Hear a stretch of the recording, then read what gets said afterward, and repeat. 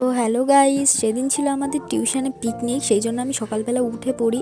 আর আজকে আমি তোমাদের দেখাবো এই সারা ভিডিওটা, তো স্কিপ না করে দেখে যাও।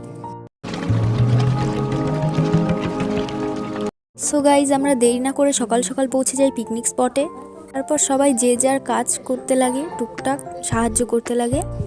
সকালে টিফিনের জন্য ঠিক এতটা বড়ই লাইন পড়েছিল, আর সকালে টিফিনে ছিল রুটি, ডিম সেদ্ধ আর কলা। এরপর আমরা একটু গঙ্গার ধারে ঘুরতে এসেছিলাম এবং সব বন্ধু বান্ধবীরা মিলে এখানে কত ফটোও তুলে নিই।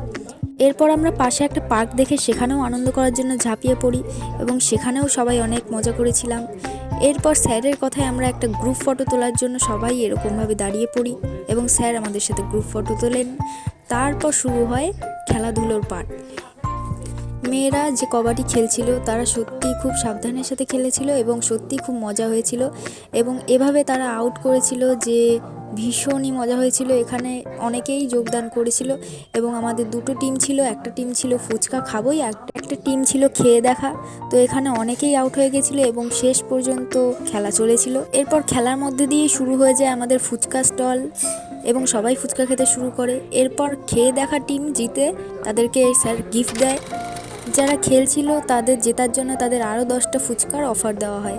এরপর আমরা একটু খেয়ে দিয়ে সত্যি আমরা সবাই মিলে দিনটাকে খুব ভালো করে এনজয় করেছিলাম এবং এখানে সবাই নাচ গান করেছিল। আমাদের খাওয়া দাওয়া শেষেও নাচ গান অনেকক্ষণ হয়েছিল এবং সবাই নাচছিল এবং সবারই মন ভালো হয়ে গেছিলো। সবাই অনেক মজা করেছি, আমরা অনেক নাচ গান করেছি এবং এরপর শুরু হয় ছেলেদের কাবাডি খেলা। ওরা কাবাডি খেলতে থাকে আর আমরা কয়েকজন ওদের ভিডিও তুলি। স্যারও কাবাডি খেলতে থাকে এবং এরপর আমি একটু পরিবেশন করি। এরপর সবার খাওয়া দাওয়া প্রায় শেষের দিকে। ব্যাস এভাবেই কেটে গেল সারাটা দিন। তারপর আমরা আবার গঙ্গার ধারে ঘুরে টুরে কয়েকটা ফটো তুলে আবার বাড়ি ফিরে এলাম। টাটা।